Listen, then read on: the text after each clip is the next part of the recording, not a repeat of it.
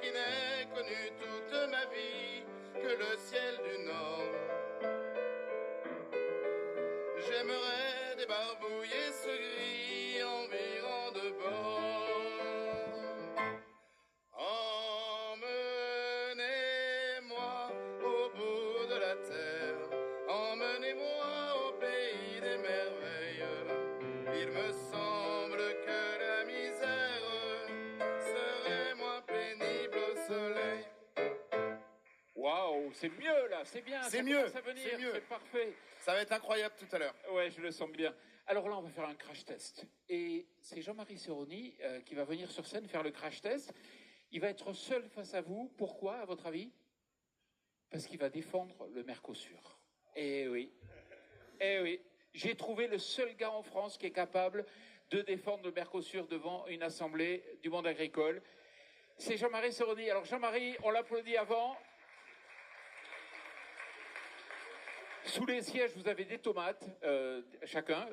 Et Jean-Marie, il va falloir que tu défendes le Mercosur. Pourquoi il est bon de le signer? Je vais vous rassurer, la MSA m'a garanti qu'elle me couvrait. Même si c'est pas du tout mon département. Alors, tu m'aurais posé la question il y a 3 semaines. Ça aurait été plutôt difficile de répondre. Même si j'ai une conviction, je pense que c'est pas la cata. Mais, et puis on a plein de contradictions. Aujourd'hui, c'est beaucoup plus facile. Pourquoi on peut être contre ou pour? On s'en fout. Ça va être. Donc, il faut qu'on y aille. Il faut pas qu'on rejoue. Alors, pour les plus anciens, moi, ça me rend malade, entre guillemets. On est en train de rejouer la même chose qu'en 92. La grande réforme de la PAC, Machari, le fait de reconnaître l'agriculture face au marché. La France était contre. Exactement comme là. On était contre. Et au bout d'un moment, le président de la République a dit, parce qu'il s'en était pas mêlé, a dit à la première ministre, bon, ça suffit, on est contre, mais on propose rien, donc on va être d'accord, on peut pas faire autrement.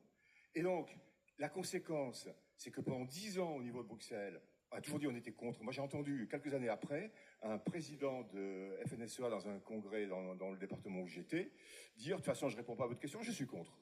X années après que ce soit mis en place. Donc ça, c'est la première fois. Il y a un effet politique énorme.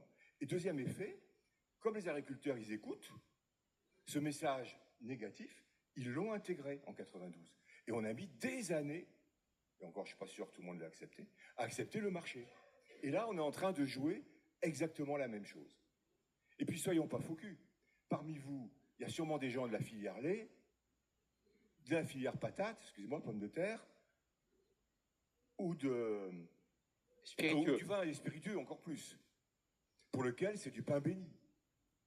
Voilà, et on les a pas beaucoup entendus. Hein. Je sais pas s'il est là, Johan, on t'a pas entendu sur le lait, hein. Ou Jérôme sur le vin, on t'a pas entendu.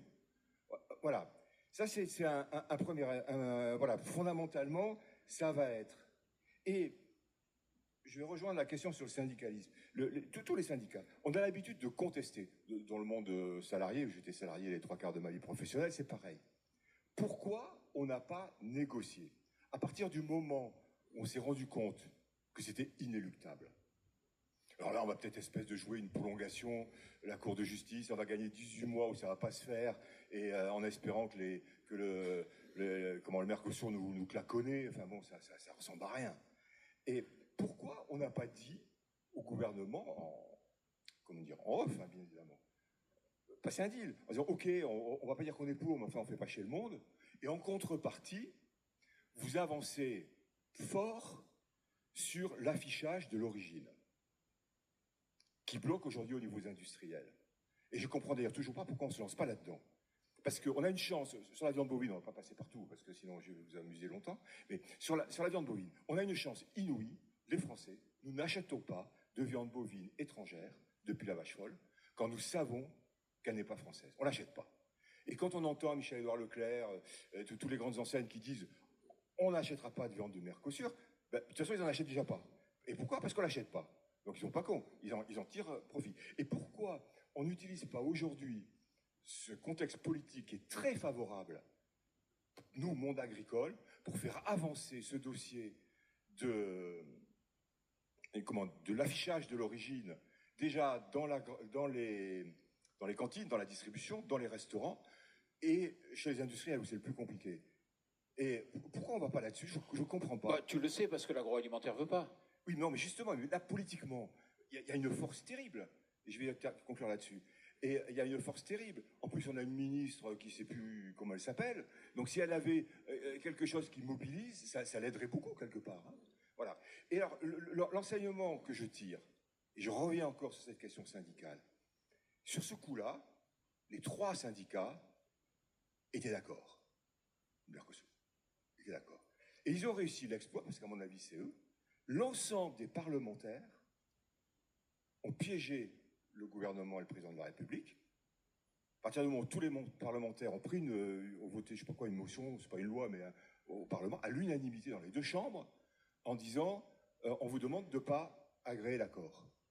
Donc le pouvoir politique était complètement coincé avec la faiblesse dans laquelle il est.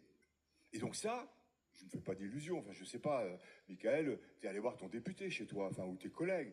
C'est du travail de terrain des syndicalistes auprès des parlementaires. Et ça a eu du poids, puisqu'ils ont tous voté, dont un certain nombre pensaient que c'était une connerie, j'en suis persuadé. Mais politiquement, ils l'ont fait. Et vous imaginez, si sur là c'était contre, mais sur des projets qui permettent d'avancer, si les 3 syndicats arrivent à se mettre d'accord sur quelques points, la force que vous avez, puisque sur cette histoire de Mercosur, vous avez convaincu tous les parlementaires d'aller dans le même sens. Donc c'est à mon avis ça qu'il faut tirer parti. 1, les consommateurs n'achètent pas de viande. Sur les poulets, c'est plus compliqué. Mais sur la viande bovine, c'est très clair. Donc, à mon avis, la ligne stratégique, elle est assez évidente.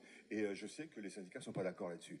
Ils préfèrent continuer parce qu'il y a un jeu de surenchère entre eux. Enfin bon, voilà, c'est pas...